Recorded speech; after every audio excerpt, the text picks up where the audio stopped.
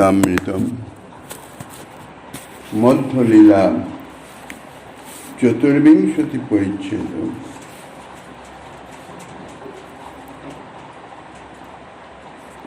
কৃষ্ণেই সধামপগতে ধর্ম জ্ঞানাদিভি সহ কলৌ নষ্ট দৃশামেশ পুরাণার কই অধুনোদিত। কলিযুগ পাবন অবতার পরম করুণাময় শ্রী গৌরাঙ্গ সুন্দরের পরম অন্তরঙ্গ প্রিয় পার্ষদ বর্জ্য পূজ্যপাদ শ্রীকৃষ্ণদাস কবিরাজ গোস্বামী মহাশয় তাহার শ্রী চৈতন্য চরিতামৃত নামক শ্রী গ্রন্থের মধ্যলীলার চতুর্বিংশতি পরিচ্ছেদে সনাতন শিক্ষা প্রসঙ্গে আত্মারাম শ্লোকের অর্থ করে শ্রীমন মহাপ্রভু এখন ভাগবতের সিদ্ধান্ত ইত্যাদি সম্বন্ধে সনাতন গোসাই পাদকে বলছেন। শ্রীমদ্ ভাগবত শ্রীকৃষ্ণের প্রতিনিধি বলে যে শ্রীকৃষ্ণের তুল্য তাহার সৌনকাদি ঋষিগণের প্রশ্নের উত্তরে শ্রী সুত মহাশয় বলেছেন। সৌনকাদি ঋষির প্রশ্নের উত্তরে শ্রী সুত মহাশয় বলছেন, ভগবত ধর্ম এবং ভগবত জ্ঞানাদি সহ শ্রীকৃষ্ণ নিত্যলীলা স্থানে উপগত হলেন কলিযুগে ধর্ম জ্ঞান ও বিবেক শূন্য জীবের নিমিত্ত শ্রীমদ্ ভাগবত রূপ পুরাণ সূর্য উদিত হয়েছেন। ধর্ম জ্ঞানাদিভি সহ, ধর্ম অর্থাৎ ভগবত ধর্ম, ভগবত ধর্ম অর্থাৎ কৈতবরহিত বা অন্নাভিলাষিতা শূন্য যে ধর্ম তাহাই হচ্ছে ভগবত ধর্ম। ধর্ম বলতে এখানে সেই অন্নাভিলাষিতা শূন্য পরম ধর্ম ভগবত ধর্ম তাহাই বলছেন। আর জ্ঞানাদি রহিত, জ্ঞানাদির সহিত অর্থাৎ ভগবত সম্বন্ধীয় জ্ঞানাদির সহিত যে ব্রহ্মজ্ঞান, ব্রহ্মের সঙ্গে জীবের ঐক্যগণ, ওইসব জ্ঞান শূন্য। ভগবত সম্বন্ধীয় যেসব জ্ঞান সেই সব জ্ঞানের সঙ্গে প্রকট লীলায়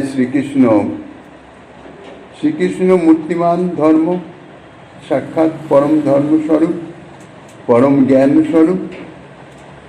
তো সেই অদ্বয় জ্ঞানতত্ত্ব শ্রীকৃষ্ণ যখন নিত্যধামে গমন করেছেন, শ্রীকৃষ্ণ যখন এই ব্রহ্মাণ্ডে প্রকট ছিলেন তখন তিনি স্বয়ং ভগবত ধর্ম এবং ভগবত সম্বন্ধীয় জ্ঞানাদি তিনি মূর্তিমান, নানা উপায়ে তিনি শিক্ষা দিতেন। যেমন কুরুক্ষেত্রে শ্রী অর্জুনকে উপলক্ষ করে তিনি গীতত্ব ধর্মাদি তত্ত্বাদির উপদেশ করেছিলেন, প্রকাশ করেছিলেন জগতে। কিন্তু তিনি অপ্রকট যখন হয়ে গেলেন তখন এই শ্রীকৃষ্ণ কর্তৃক এইরূপ যে ধর্মজ্ঞানাদির উপদেশ তাহা তো অসম্ভব, তাহার কে দেবেন? কাজী ধর্ম লুপ্ত হয়ে যেতে পারে। এই জন্যেই বলছেন শ্রীকৃষ্ণ যেন ধর্ম জ্ঞানাদির সহিত নিত্যধামে চলে গেলেন। এখন তাহার অন্তর্ধানের সঙ্গে সঙ্গে এই ধর্ম জ্ঞানাদি সম্বন্ধনীয় উপদেশে প্রদাতাও তো আর কেউ রইল না, উপদেশকারীও তিনি অন্তর্হিত হয়ে গেলেন। এখন তাহার এই অন্তর্ধানে তানার স্থলবর্তী হয়ে ধর্ম জ্ঞানাদির শিক্ষা কে দিবেন? এই প্রশ্নের উত্তরে সুত গোস্বামীপাদ বলছেন, তিনি চলে গেলেন, জগৎ যেন অজ্ঞান অরূপ অন্ধকারে আবৃত হয়ে গেল। গাঢ় অন্ধকারে লোক যেমন কিছুই দেখতে পায় না, কেবল অন্ধে অর্থাৎ নষ্ট দৃষ্টি লোকের ন্যায় বিচরণ করতে থাকেন, তদ্রূপ অজ্ঞান অন্ধকারে আবৃত হয়ে জীবও তো ধর্ম সম্বন্ধে কি ভগবত তত্ত্বাদি সম্বন্ধে কিছুই জানতে পারছিল না। কিন্তু শ্রীকৃষ্ণের প্রতিনিধি স্বরূপ শ্রীমদ্ ভাগবত মহাপুরাণ আবির্ভূত হয়ে জীবের সেই সমস্ত অভাব দূরীভূত করেছেন। সূর্যোদয়ে যেমন অন্ধকার দূরীভূত হয়ে যায়, সেই রকম শ্রীমদ্ ভাগবতের আবির্ভাবেও জীবের যে অজ্ঞান অন্ধকার, যাহা শ্রীকৃষ্ণ অপ্রকটের পরে যেটি সূচিত হয়েছিল সেই অজ্ঞান অন্ধকার দূরীভূত হয়ে গেছে। শ্রীমদ্ ভাগবতের কৃপায় জীব ধর্মাধর্মের সমস্ত তত্ত্ব ইত্যাদি সব জানতে পারেন, ভগবত তত্ত্বাদি জানতে পারেন। স্বয়ং শ্রীকৃষ্ণ যেভাবে ধর্ম রক্ষা করতেন, শ্রীমদ্ ভাগবত সেইভাবেই ধর্মকে রক্ষা করিতেছেন। তাই শ্রীমদ্ ভাগবত শ্রীকৃষ্ণ তুল্য, অর্থাৎ শ্রীকৃষ্ণের সাক্ষাৎ বাঙ্ময় মূর্তি, ধর্ম রক্ষা বিষয়ে শ্রীকৃষ্ণের প্রতিনিধি তুল্য, অর্থাৎ স্বয়ং শ্রীকৃষ্ণ স্বরূপ। কৃষ্ণ তুল্য ভাগবত। এই তো করিল এক শ্লোকের ব্যাখ্যান, বাতুলের প্রলাপ করি কে করে প্রমাণ। আমা হেন যেবা কেহ বাতুল হয়, এই দৃষ্টে ভাগবতের অর্থ জানয়। শ্রীমন মহাপ্রভু এইভাবে এই পরিচ্ছেদের প্রথম থেকে এই পর্যন্ত এই একটি শ্লোক শ্রীমদ্ ভাগবতের যে কি দুর্বিগহ যে শ্রীমদ্ ভাগবত, অর্থাৎ শ্রীমদ্ ভাগবতের মধ্যে যে সমস্ত তত্ত্ব নিহিত আছে, একটি শ্লোকের ব্যাখ্যা প্রসঙ্গে শ্রীমন মহাপ্রভু তাহা প্রকাশ করলেন। আত্মারাম শ্লোকের ব্যাখ্যা এই পর্যন্ত সর্বমোট মিলিয়ে 61 রকমের ব্যাখ্যা প্রভু করলেন। এখন উপসংহার করে বলছেন যে এই তো কহিল এক শ্লোকের ব্যাখ্যান, অর্থাৎ শ্রীমদ্ ভাগবত যে কি তত্ত্ব, কি বস্তু, সর্বব্যাপক শ্রীকৃষ্ণ স্বরূপ যেমন সর্বব্যাপক বিভূ তত্ত্ব, যার মধ্যে কেউ প্রবেশ করতে পারে না, অনন্ত অসীম, শ্রীমদ্ ভাগবত তাই। শ্রীমদ্ ভাগবত বাঙ্ময় মূর্তির শ্লোক আকারে, তার মধ্যে একটি শ্লোকের দেখো এই অবস্থা, অর্থাৎ এই এত সব রকমের বিভিন্ন রকমের কথা এই একটা শ্লোকের মধ্যে নিহিত আছে। বাতুলের প্রলাপ করি কে করে প্রমাণ। আমাকৃত যে এই সকল ব্যাখ্যাকে কেই বা প্রামাণ্য বা মূল্যবান বলে মনে করবে সকলে পাগলের প্রলাপ। তাই বলছেন আমা হেন যেবা কেহ বাতুল হয়, এই দৃষ্টে ভাগবতের অর্থ সে জানয়। আমার মতন যদি কেউ পাগল হয়, পাগল মানে কৃষ্ণ প্রেমে উন্মাদ, কৃষ্ণ প্রেমোন্মত্ত, আমার মতন যদি কেউ কৃষ্ণ প্রেমোন্মত্ত হয়, অর্থাৎ কৃষ্ণ প্রেমে যে উন্মত্ত হয়ে যায়, যার মধ্যে অন্য কিছু আর নাই, বিশুদ্ধ ভক্তি যাজন করতে করতে কৃষ্ণ প্রেমে পাগল যদি হয়ে যায়, তাহলে তার হৃদয়ে এইভাবে শ্রীমদ্ ভাগবতে সমস্ত শ্লোকের যে মর্মার্থ সমস্ত কিছু প্রকাশিত হয়ে যায়, আপনা প্রকাশিত হয়। সেই শুধু একমাত্র শ্রীমদ্ ভাগবতের মর্ম কথা তাহা অনুভব করতে পারে। শ্রীমদ্ ভাগবত কি বলছেন, কি শিক্ষা দিচ্ছেন, অর্থাৎ পরম ধর্ম কি, ভগবত তত্ত্বাদি সম্বন্ধে যথার্থ জ্ঞান কি, তত্ত্ব আদি কি, এ সমস্ত একমাত্র সেই অনুভব করতে পারবে যিনি আমার মতন কৃষ্ণ প্রেমোন্মত্ত হতে পারবেন। পুনঃ সনাতন কহে জুড়ি দুই করে, প্রভু আজ্ঞা দিলে বৈষ্ণব স্মৃতি করিবারে। সনাতন গোস্বামী পাদ পুনরায় জোর হস্তে শ্রীমন মহাপ্রভুর চরণে নিবেদন করলেন। কেন ইতিপূর্বে সনাতনকে আদেশ দিয়েছেন বৈষ্ণবের শাস্ত্র ইত্যাদি সমস্ত কি করণীয় আচার এই সমস্ত সম্বন্ধে তুমি শাস্ত্র রচনা করবেন। তাই বলছেন যে আপনি আজ্ঞা দিলেন আমাকে বৈষ্ণবের স্মৃতি করবার, অর্থাৎ বৈষ্ণবের স্মৃতি শাস্ত্র, বৈষ্ণবের কি করণীয় কি অকরণীয় ইত্যাদি সম্বন্ধে বিস্তারিতভাবে বর্ণনা করে গ্রন্থ আকারে সেটি প্রকাশ করবার কথা বলেছেন। কিন্তু মুই নিচু জাতি কিছু না জানো আচার, মোহ হইতে কইছে হয় স্মৃতি পরচার। আমি তো নিচু জাতি, আমার নিজেরই কোনো আচারের জ্ঞান নাই, তা আমি আচার পালনও করি না, আর এই অবস্থায় আমি কি করে বৈষ্ণবের স্মৃতিশাস্ত্র রচনা করব? আমার মাধ্যমে কি করে বৈষ্ণবীয় সদাচার বা বৈষ্ণবীয় আচার প্রকাশিত হবে? শ্রীপাদ সনাতন গোস্বামী দৈন্যবশতই নিজেকে নিচু জাতি বলে প্রকাশ করছেন। ইহা ভক্তিত্ব দৈন্য, পরিপূর্ণ শরণাগতি হলেই এ জাতীয় দৈন্য তার মধ্যে প্রকাশিত হয়।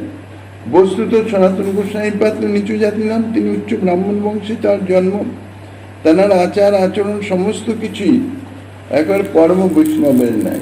আর শাস্ত্রে তিনি তো পরম পণ্ডিত। কিন্তু ভক্ত তো কখনো নিজের কর্তৃত্ব মনে রাখে না। সর্ববিষয়ে অভীষ্টের কোন, অভীষ্টের দ্বারা তিনি চালিত হচ্ছেন, এই অনুভব, অর্থাৎ আমি তার দাস, তিনি আমায় যেভাবে চালান সেইভাবেই চলি। সর্ববিধ বিষয়ে সেই রকমই তার অনুভব। তাই প্রার্থনা করছেন, সূত্র করি দিশা যদি করো উপদেশ, আপনে করহ যদি হৃদয়ে প্রবেশ, তবে তার দিশায় স্ফুরে মনীচের হৃদয়, ঈশ্বর তুমি যে করা হোক সেই সিদ্ধ হয়।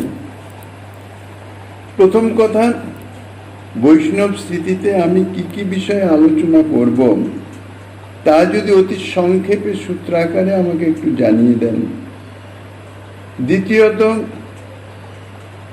আপনি স্বয়ং নিজে আমার হৃদয়ে প্রবেশ করে সেই বিষয়গুলি, অর্থাৎ কি কি বিষয়ে বর্ণনা হবে সেই বিষয়ের দিগদর্শন বাহ্যিকভাবে দিয়ে এবং হৃদয়ে প্রবিষ্ট হয়ে আমার হৃদয়ে সেটি প্রকাশ করে, সেগুলি স্ফূর্তি করিয়ে যদি আমাকে দিয়ে যদি প্রকাশ করান, তাহলেই একমাত্র সেটি সম্ভব। আর যেহেতু আপনি স্বয়ং ঈশ্বর, আপনার পক্ষে ইহা অসম্ভব নয়। আমার হৃদয়ে প্রবেশ করে আমার মাধ্যমে স্মৃতিশাস্ত্র প্রচার করা অর্থাৎ প্রকাশ করা, এটি আপনার পক্ষে অসম্ভব কিছু নয়। আপনি যা করাবেন সেটি সিদ্ধ হবে, যেহেতু আপনি ঈশ্বর। প্রভু কহে, যে করিতে করিবে তুমি মন, কৃষ্ণ সেই তোমার করাবে স্মরণ।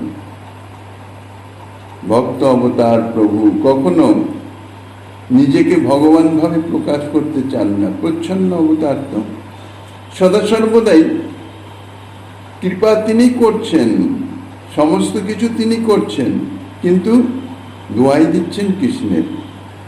যদিও সেটি মিথ্যা নয়, তিনি স্বয়ং কৃষ্ণই, তিনি করছেন মানে কৃষ্ণ করছেন, কিন্তু এই অবতারে তো কৃষ্ণ রূপে নন, এই অবতারে তো গৌর রূপে, গৌর স্বরূপে। এই জন্যে ঠিক আছে আমি তোমাকে করিয়ে দিলাম বা কি, এসবের প্রশ্ন নেই, কৃষ্ণ করাবেন, অর্থাৎ প্রকার অন্তরে উনি সব করছেন। তাই বলছেন যে তোমার চিন্তার কোনো কারণ নাই, তুমি যা প্রকাশ করতে চাইবে, যা যা রচনা করতে চাইবে, কৃষ্ণ সেই তোমাকে স্ফুরণ করাবে, অর্থাৎ তোমার হৃদয়ে অবস্থিত হয়ে কৃষ্ণই অর্থাৎ আমি তাহা প্রকাশ করাব। তথাপি সূত্ররূপ শুনো দিগদর্শন, সর্বকারণ লিখি আদৌ গুরু আশ্রয়ন। তথাপি প্রভু বললেন, যদিও তুমি যখন যা লিখতে ইচ্ছা করবে, অর্থাৎ মনে করবে যে আমি এই বিষয়ে লিখব, সেই বিষয়ের সমস্ত কিছু কৃষ্ণ তোমার হৃদয়ে স্ফূর্তি করে দেবে। তবুও তুমি যখন বললে বাহ্যিকভাবে, যদি দিশা করো উপদেশ, আমার কাছে যখন বললে, তাহলে ঠিক আছে, কৃষ্ণ তো তোমাকে করাবেনি, বাহ্যিকভাবে আমি তোমাকে সূত্র আকারে কিছু কিছু দিগদর্শন বলতে আছি। সূত্ররূপে অতি সংক্ষেপে বৈষ্ণব স্মৃতিতে কি কি বিষয়ের আলোচনা করবে তাহা তোমাকে আমি বলে দিচ্ছি। এখানে প্রভু কেবল আলোচ্য বিষয়গুলির উল্লেখ মাত্র করেছেন। বলতে গেলে শ্রী শ্রী হরিভক্তি বিলাস, যেটি বৈষ্ণব স্মৃতিশাস্ত্র বলা হয়, সেই হরিভক্তি বিলাসের সূচিও বলা যায়। এইসব বিষয়ের বিশেষ বিবরণ শ্রী হরিভক্তি বিলাসেই প্রকাশিত হয়েছে। তারপর বলছেন, সর্বকারণ লিখি আদৌ গুরু আশ্রয়ন। সর্বকারণ অর্থাৎ সর্বাগ্রে গুরুপাদাশ্রয়ের কথা বলিতেছি। যেহেতু গুরুপাদাশ্রয় হচ্ছে সর্বকারণ, অর্থাৎ সমস্ত ভজন সাধনার মূল হইতেছে গুরুপাদাশ্রয়।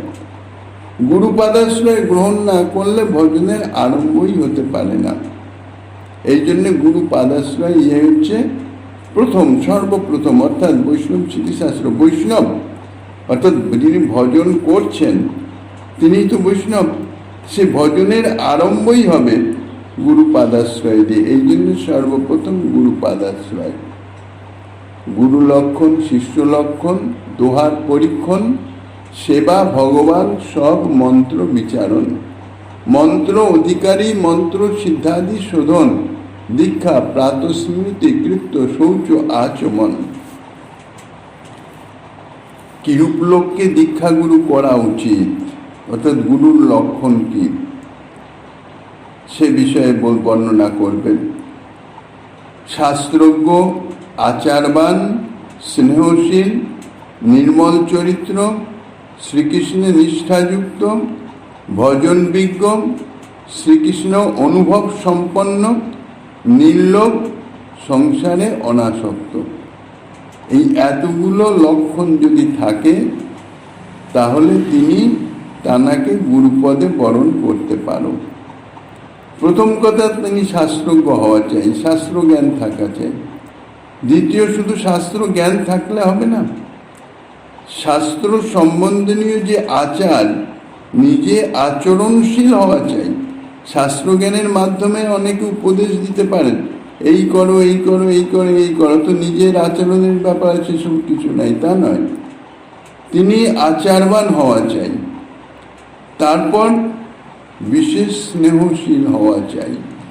স্নেহশীল অর্থাৎ সর্বজগৎ জীবের প্রতি তিনি স্নেহপরায়ণ। সেটি হবে কিভাবে? স্নেহপরায়ণ হবে যখন যথার্থ তত্ত্ব হৃদয়ে অনুভূত হবে।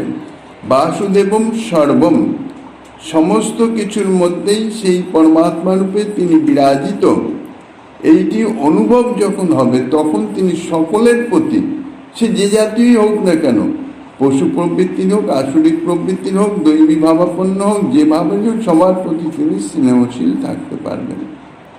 তারপর নিজের ব্যক্তিগত চরিত্র হতে হবে নির্মল, কোনো রকম কালিমার দাগ যেন সেখানে না থাকে। শ্রীকৃষ্ণে একান্ত নিষ্ঠাযুক্ত, অর্থাৎ নিষ্ঠায় স্তর অতিক্রম হয়ে গেছেন।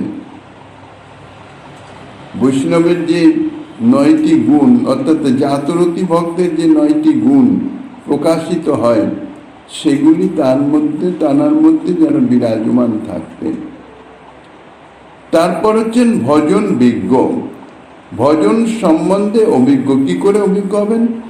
ভজন ক্রিয়া করতে করতে অনর্থ নিবৃত্ত হয়ে নিষ্ঠা, রুচি, আসক্তি স্তর অতিক্রম করে রতি স্তরে যখন পৌঁছাবেন, তাহলে তিনি নিজে তো ভজন করে রতি স্তরে পৌঁছাচ্ছেন। তাহলে এই ভজন সম্বন্ধে, এই রতি স্তরে পৌঁছানো পর্যন্ত ভজন সম্বন্ধে সমস্ত বিষয়ে তিনি অভিজ্ঞ হয়ে যাচ্ছেন।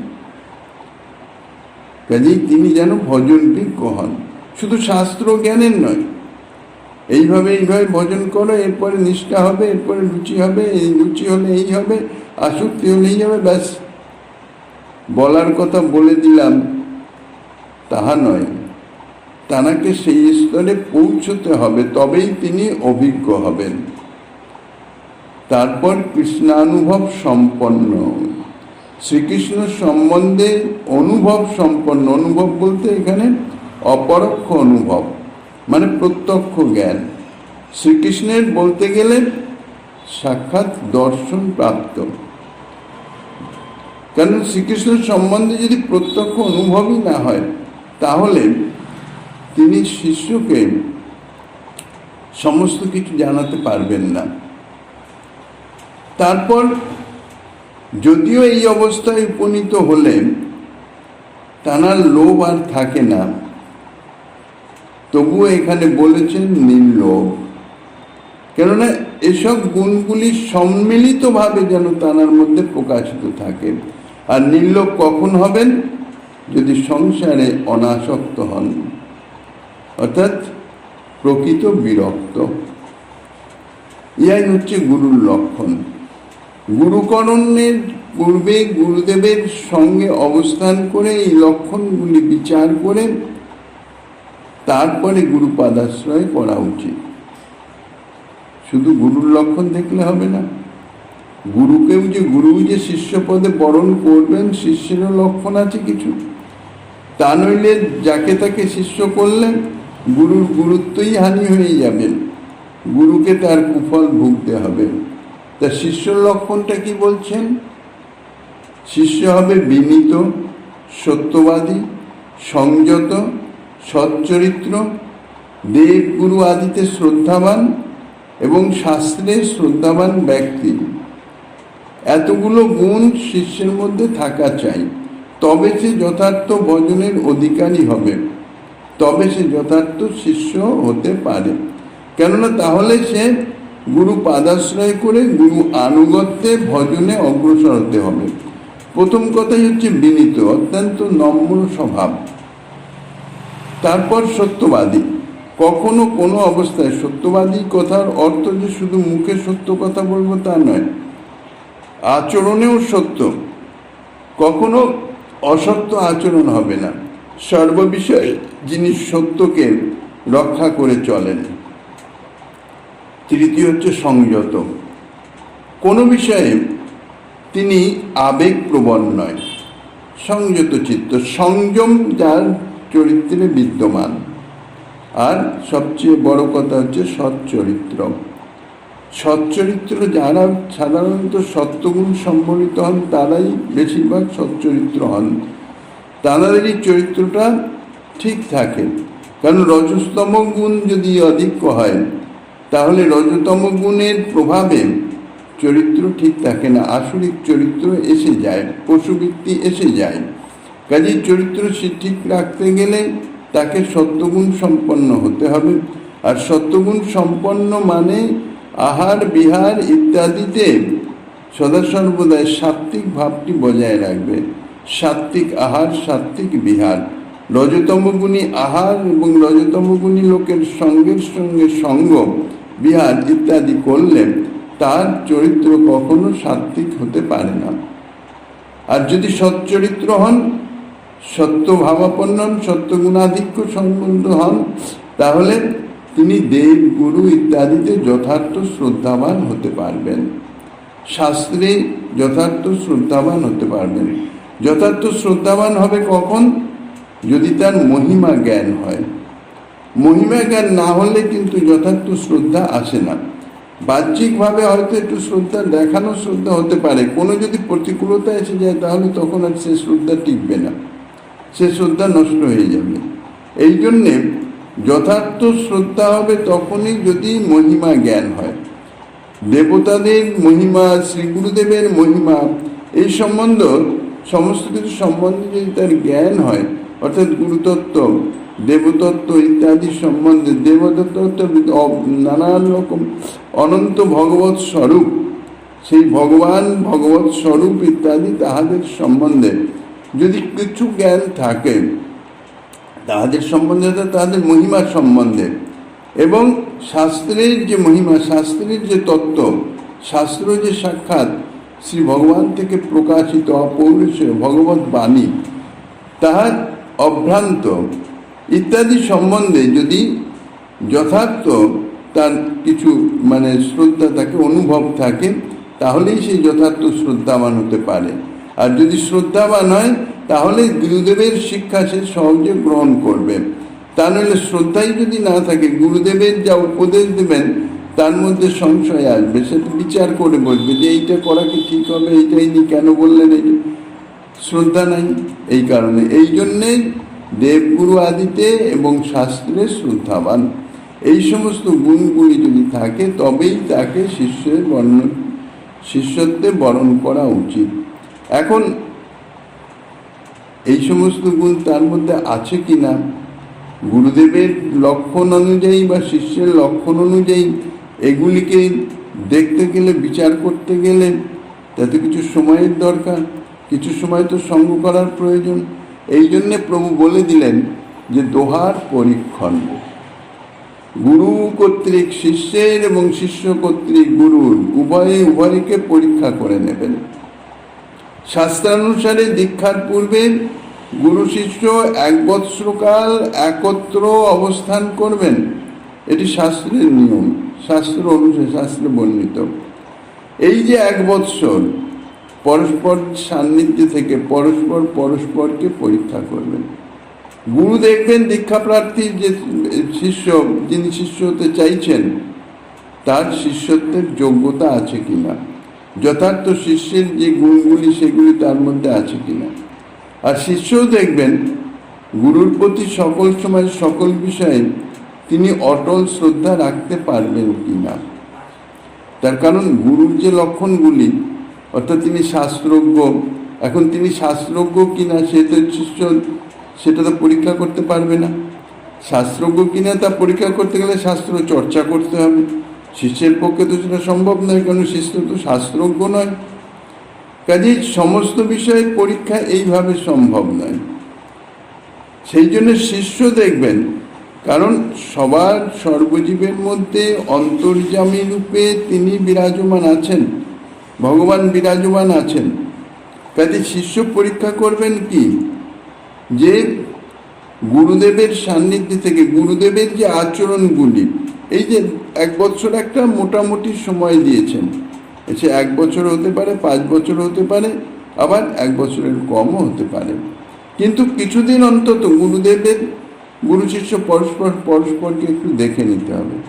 এখন গুরুদেবের এই সমস্ত আচরণ, সেই সমস্ত আচরণ সমস্ত কিছু দেখে তার প্রতি যথার্থ গুরুবুদ্ধি তিনি রাখতে পারবেন কিনা, অর্থাৎ তার প্রতি মনুষ্য বুদ্ধি এসে যাবে কিনা, সাধারণ মানুষের মতন তার প্রতি মনে হবে কিনা, অর্থাৎ তার প্রতি দোষ দর্শন আসবে কিনা। দীর্ঘদিন কিছুদিন আবেদন থাকলে তার আচার আচরণের মধ্যে সেই জিনিসটি প্রকাশিত হয়ে যায়। অর্থাৎ যদি তার আচার আচরণ, তার কথাবার্তা ইত্যাদি যে কোনো কিছু, সমস্ত কিছু বিষয় ভালোভাবে পর্যালোচনা করে যদি দেখা যায় যে না, কোনো বিষয়ে কোনো রকম আমার চিত্ত বিক্ষেপকারী, অর্থাৎ চিত্তে অশ্রদ্ধা জন্মানো, অশ্রদ্ধা উৎপন্নকারী কোনো রকম কিছু নাই, আমি যথার্থ তার প্রতি শ্রদ্ধা রাখতে পারব, তার যে কোনো আদেশ নির্বিচারে অকুণ্ঠিত চিত্তে আমি শিরোধার্য করতে পারব, তার প্রতি মনুষ্য বুদ্ধি আমার আসবে না। এটি যখন শিষ্য অনুভব করবেন, তাহলেই গুরুর পরীক্ষণ হয়ে গেল। অন্য কোনো গুরুর গুণগুলো, এই সমস্তগুলো সব তিনি শ্রীকৃষ্ণের নিষ্ঠাযুক্ত কিনা, ভজন বিজ্ঞ কিনা, এগুলো তো শিষ্য পরীক্ষা করতে পারবেন না। শিষ্য শুধু দেখবেন যে গুরুর প্রতি সকল সময় সকল বিষয়ে তিনি অটল অবিচল শ্রদ্ধা রাখতে পারবেন কিনা, তার যে কোনো আদেশ নির্বিচারে, যে তিনি যা আদেশ দিচ্ছেন তাহা আমার মঙ্গলকারী, সেটা আমি বুঝি আর না বুঝি, এ বিষয়ে দৃঢ় বিশ্বাস তিনি রাখতে পারবেন কিনা। এই বিশ্বাস, এটাই হচ্ছে যথার্থ। তাহলেই তানাকে তিনি গুরুপদে বরণ করতে পারেন। সেব্য ভগবান সব মন্ত্র বিচারণ। আগমাদি কোনো কোনো শাস্ত্রে অন্যান্য দেবতার শ্রেষ্ঠত্ব বর্ণিত আছে, কিন্তু শ্রীকৃষ্ণই যে একমাত্র ভজনীয় তত্ত্ব, ইহা তুমি শাস্ত্রের মাধ্যমে অর্থাৎ বর্ণনা করে সেটিকে তুমি স্থাপন করবে। শ্রী শ্রী হরিভক্তি বিলাসে বিচার বিশ্লেষণের দ্বারা শ্রীকৃষ্ণই যে একমাত্র ভজনীয় তত্ত্ব, সনাতন গোস্বামীপাদকে তাহা স্থাপনা করবার জন্য বলছেন যে সেব্য ভগবান, সূত্রাকারে বলছেন সেব্য ভগবান, অর্থাৎ একমাত্র ভজনীয় তত্ত্ব যে ভগবান শ্রীকৃষ্ণ, তাহা তুমি সর্ববিধভাবে বিচার বিশ্লেষণ করে তাহা স্থাপনা করবে। আর মন্ত্র বিচারণ, মন্ত্র সম্বন্ধে বিচার, কোন কোন মন্ত্রের কি কি মহিমা, কোন মন্ত্র জপ করলে কি প্রাপ্ত হওয়া যায়, ইত্যাদি সম্বন্ধে তুমি বিচার বিশ্লেষণ করবে। মন্ত্র অধিকারী, কিরূপ ব্যক্তি কোন মন্ত্র গ্রহণের অধিকারী, যাকে তাকে যে কোনো মন্ত্র দিলেই যে সে সেই মন্ত্রের সিদ্ধি লাভ করবে তা তো হবে না। শ্রীকৃষ্ণ ভজনের জন্য সকলেই মন্ত্র গ্রহণের অধিকারী, এটা ঠিক, এখানে জাতি বিচার নাই।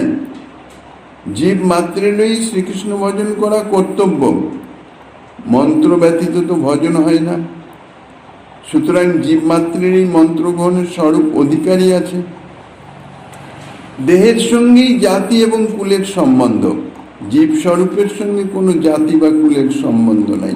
অর্থাৎ ব্রাহ্মণ, ক্ষত্রিয়, বৈশ্য, শূদ্র, ব্রাহ্মণ হলে তাকে এই মন্ত্র দিতে হবে, ক্ষত্রিয় হলে তাকে এই মন্ত্র দিতে হবে, এ জাতীয় কোনো বিধিবিধান নাই। জীবের স্বরূপে হচ্ছে ভজন, স্বরূপানুবন্ধী, স্বরূপের স্থিতি জাগরণের জন্য ভজন। স্বরূপে তো কোনো জাতিকুল ইত্যাদি নাই, এই দেহের সঙ্গেই জাতিকুলের সম্বন্ধ। কিন্তু শ্রীকৃষ্ণ ভজনের সঙ্গে জীব স্বরূপের এই যে সম্বন্ধ, দেহেরই মুখ্য সম্বন্ধ, কিন্তু সেই যে স্বরূপের ভাবটি জানতে হবে। এখানে মন্ত্র অধিকারী বলতে জাতিকুল হিসাবে অধিকারীর কথা বলেন নাই। কৃষ্ণ ভজনে নাহি জাতিকুলাদির বিচার। মন্ত্রকাল গ্রহণে জীবমাত্রেরই স্বরূপত অধিকার থাকলেও সকল মন্ত্র গ্রহণে সকলে অধিকারী নয়, সকলে সকল মন্ত্র গ্রহণের যোগ্য নয়।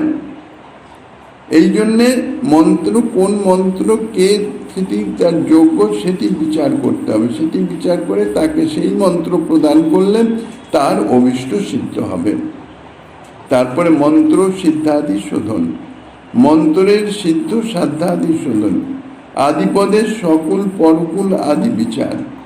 সিদ্ধ সিদ্ধাদি মন্ত্রদানে গুরুদেব কুল, পরকুল, বাল্যত্ব, পৌরত্ব, স্ত্রীত্ব, পুংস্ত, নপুংসকত্ব, রাশি, নক্ষত্র, মেলন, সুপ্ত, প্রবোধন, সকল প্রবোধনকাল এবং ঋণ, ধনাদি বিচার ইত্যাদি সমস্ত কিছু বিচার করে মন্ত্রদান করবেন।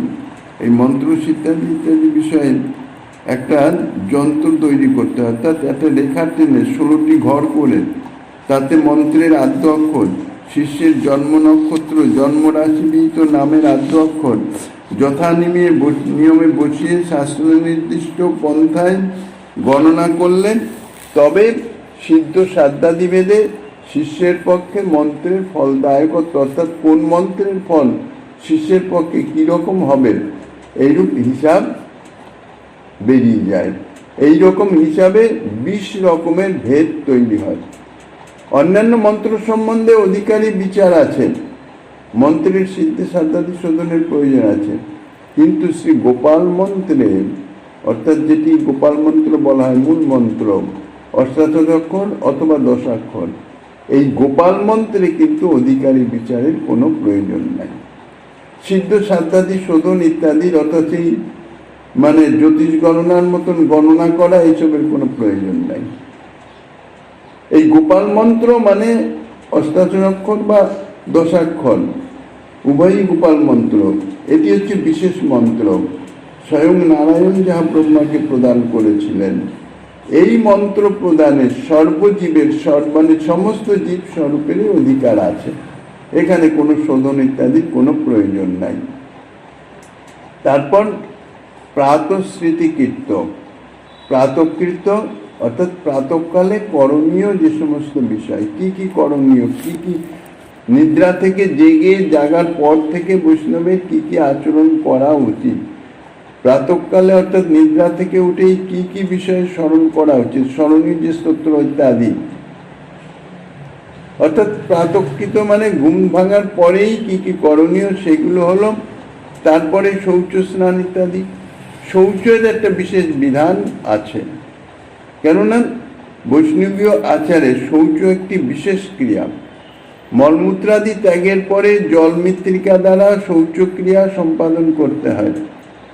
এই জল ক্রিয়া ইত্যাদি যে প্রক্রিয়া শাস্ত্রে বর্ণিত আছে মৃত্তিকার মাধ্যমে, সেইভাবে শৌচ ইত্যাদি করতে হয়। বাস্তব কথা হচ্ছে কি, এই যে মৃত্তিকা ইত্যাদি জল মৃত্তিকার মাধ্যমে যে শৌচ ভিন্ন ভিন্ন স্থানে ভিন্ন ভিন্ন সংখ্যায় সেগুলি লেপন করে তারপর ধৌত করে আবার লেপন করে, এই যে আছে মূল তাৎপর্য হচ্ছে একটা, যেটা হচ্ছে যে দুর্গন্ধ, যেটি শৌচক্রিয়ার সঙ্গে সঙ্গে যে দুর্গন্ধটি আসে, সেই দুর্গন্ধটি যতক্ষণ না দূর হচ্ছে ততক্ষণ পর্যন্ত এই ধৌত ক্রিয়া। কারণ প্রাচীনকালে তো কোনো এই সাবান ইত্যাদি এই সমস্ত ছিল না, তখন মৃত্তিকার মাধ্যমেই সমস্ত কিছু শৌচ হতো। মূল তাৎপর্য যে এখন যেভাবে দেশকাল পাত্রের বিচার আছে, এখন যেরকম পরিবেশে অবস্থান করতে হয়, সেখানে যদি ওই শৌচক্রিয়ায় জল মৃত্তিকার শৌচ করতে যায়, তাহলে সেটি বলতে গেলে দেশের পরিপন্থী হয়ে যাবে, স্থানের পরিপন্থী হয়ে যাবে। এই জন্য মূল তাৎপর্য থেকে যাবৎ গন্ধলেপ দূরীভূত না হয় তাবৎ শৌচ করার বিধি। কেবল মলমূত্র ত্যাগের পরে দক্ষ স্মৃতির মতো শৌচ বিধি সেটি ভিন্ন ভিন্নভাবে শাস্ত্রে বর্ণনা করেছেন। তারপর হচ্ছে আচমন। বৈষ্ণবকে যথার্থ যদি হিসাব করা যায় তাহলে 24 অঙ্গ আচমন করতে হয়। কেশবায় নম, নারায়ণায় নম, মাধবায় নম বলে 3 বার মুখে জল দিতে হয়। গোবিন্দায় নম বলে দক্ষিণহস্ত, বিষ্ণবে নম বলে বাম হস্ত ধৌত করতে হয়। মধুসূদনায় নম বলে উপরের ওষ্ঠ, ত্রিবিক্রমায় নম বলে নিচের ওষ্ঠ মার্জন করতে হয়। বামনায় নম বলে উপরের এবং শ্রীধরায় নম বলে নিচের ওষ্ঠ, অঙ্গুষ্ঠ মূলে আবার উন্মার্জন করতে হয়। ঋষিকেশায় নম বলে 2 হাত ধৌত করতে হয়। পদ্মনাভায় নম বলে 2 পা ধুতে হয়। পা ধোয়াটা এটি মনে মনে। দামোদর কারণ আসনে বসে করছে, সেখানে তো আর পা ধোয়া যাবে না, তবে মানসিকভাবে সেটি করতে হয়। দামোদরায় নম বলে মাথায় জল নিক্ষেপ করতে হয়। বাসুদেবায় নম বলে তর্জনী, মধ্যমা, অনামিকা আঙ্গুলির অগ্রভাগ দ্বারা মুখ স্পর্শ করতে হয়। সংকর্ষণায় নম বলে অঙ্গুষ্ঠ দ্বারা দক্ষিণ নাসাপুট এবং প্রদ্যুম্নায় নম বলে তর্জনী দ্বারা বাম নাসাপুটে স্পর্শ করতে হয়। অনিরুদ্ধায় নম বলে অঙ্গুষ্ঠ দ্বারা দক্ষিণ নেত্র এবং পুরুষোত্তমায় নম বলে মধ্যমা দ্বারা বাম নেত্র স্পর্শ করতে হয়। অদক্ষজায় নম বলে অঙ্গুষ্ঠ দ্বারা দক্ষিণ কর্ণ, নৃসিংহায় নম বলে অনামিকা দ্বারা বাম কর্ণ স্পর্শ। অচ্যুতায় নম বলে অঙ্গুষ্ঠ কনিষ্ঠাঙ্গুলি দ্বারা নাভিদেশ স্পর্শ। জনার্দনায় নম বলে করতল দ্বারা বক্ষ স্পর্শ। উপেন্দ্রায় নম বলে সমস্ত অঙ্গুলির অগ্রভাগ দ্বারা মস্তক স্পর্শ করবে। আর হরয় নম বলে দক্ষিণ বাহু, কৃষ্ণায় নম বলে বাম বাহু সর্বাঙ্গুলির অগ্রভাগ দ্বারা স্পর্শ করবে। এই হচ্ছে পূর্ণ আচমন বিধি। যদিও সদা সর্বদা এটি সম্ভব হয় না, এই জন্যে যে সংক্ষিপ্ত আচমন বিধি যা বলা হয়, কেশবায় নম, নারায়ণ ও মাধবায় নম এবং গোবিন্দায় নম এবং বিষ্ণবে নম, এই বলে যে আচমন বিধি সেটি সংক্ষিপ্ত আচমন বিধি। যে কোনো ক্রিয়াকর্ম করার আগে, আসনে বসার আগে বা মলমূত্র ইত্যাদি ত্যাগের পরে এই আচমন বিধিটি বিশেষ পালনীয়। দন্তধাবন, স্নান, সন্ধ্যাদি বন্ধন, গুরু সেবা, ঊর্ধ্বপুণ্ড চক্রাদি ধারণ। এরপরে দন্তধাবন, তারপর স্নান, তারপরে সন্ধ্যাবন্ধন ইত্যাদি, তারপরে গুরু সেবা। গুরু সেবা মানে শ্রী গুরুদেবের যথাবিধি, গুরুদেবের স্থানে থাকলে গুরুদেবকে জাগরণ ইত্যাদি যা ক্রিয়াকর্ম সেগুলি। তারপরে ঊর্ধ্বপুণ্ড অর্থাৎ তিলক রচনা ইত্যাদি। এই সমস্ত কিছু পরপর পরপর হরিভক্তি বিলাসে সমস্ত বর্ণিত আছে। গোপীচন্দন, মাল্যধৃতি, তুলসী আহরণ, বস্ত্রপীঠ, গৃহ সংস্কার, কৃষ্ণ প্রবোধন। গোপীচন্দনের তিলক এবং তুলসী কাষ্ঠের মাল্য ধারণ, এটা তো মন্ত্র গ্রহণের সময় প্রাপ্ত হওয়া যায়, সেইভাবেই চলবে। মালা তো ধারণই থাকে, শুধু তিলক আদি স্নানের পরেই তিলক ধারণ অবশ্য কর্তব্য। শ্রী বিগ্রহাদির পূজার নিমিত্ত তুলসী চয়ন, তুলসীকে দণ্ডবত প্রণাম করে করজোড়ে মন্ত্র পাঠ করে ভক্তিভরে তুলসীর চরণে অপরাধ ক্ষমা প্রার্থনা জেনে একটি একটি করে পত্র চয়ন করতে হয়। এমনভাবে পত্র চয়ন করতে হয় যেন তুলসী গাছে কোনোরূপ আঘাত না লাগে, অর্থাৎ গাছ যেন বেশি না নড়ে। বেশি যদি নড়ে তাহলে গাছের কষ্ট হয়।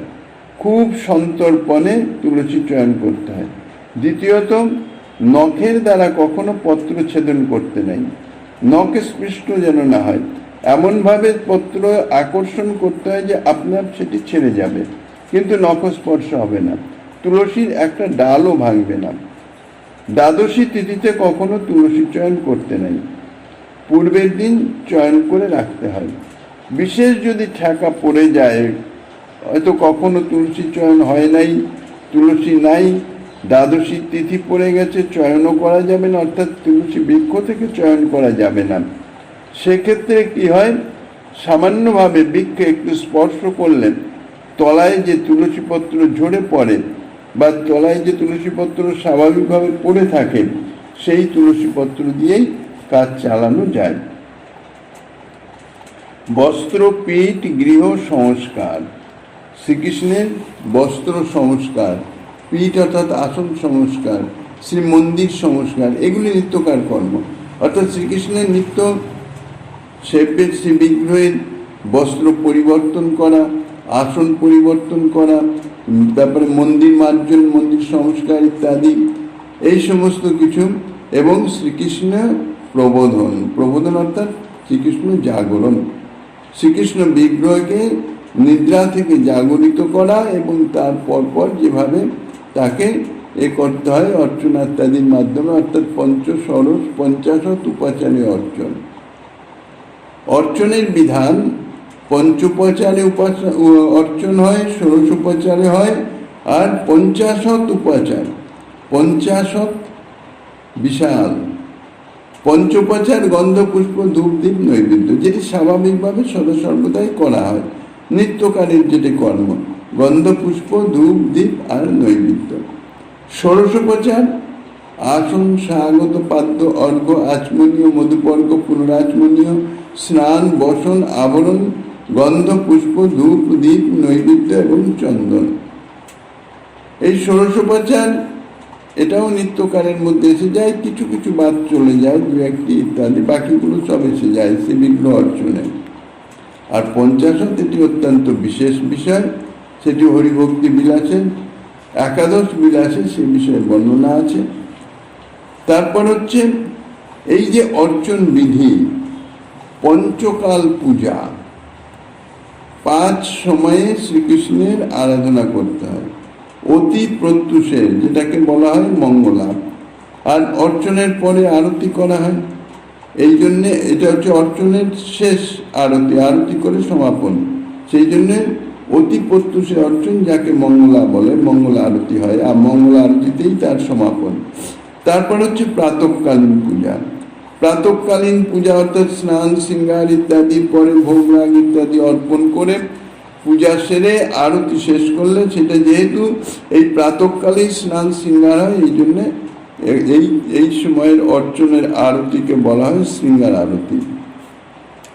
তারপরে মধ্যাহ্নকালীন রাজভোগ, সমাপন অন্তে আরতি, অন্তে মধ্যাহ্ন আরতি হয়ে গেল। সন্ধ্যাকালীন সায়ন্যে সাধারণত ভোগরাগ ইত্যাদি বৈকালেই বিগ্রহ প্রবোধন করে জাগরিত করে হয়ে যায়, সায়ংকালে শুধু আরতি হয়, আর রাত্রিতে আবার যথারীতি ভোগরাগ ইত্যাদি করে শয়ন আরতি করে সমাপন। এই পঞ্চকালে 5 সময়ে যথাবিধি শ্রীবিগ্রহের অর্চন করতে হয়। শ্রীমূর্তি লক্ষণ, শালগ্রাম লক্ষণ ইত্যাদি ইত্যাদি পরবর্তী আর যা কিছু সূত্র আকারে বর্ণনা করছেন শ্রীমান মহাপ্রভু গিরিধারী কৃপা হলে আগামী দিন আস্বাদনের বাসনা রেখে অধ্যকার শ্রী চৈতন্য কথার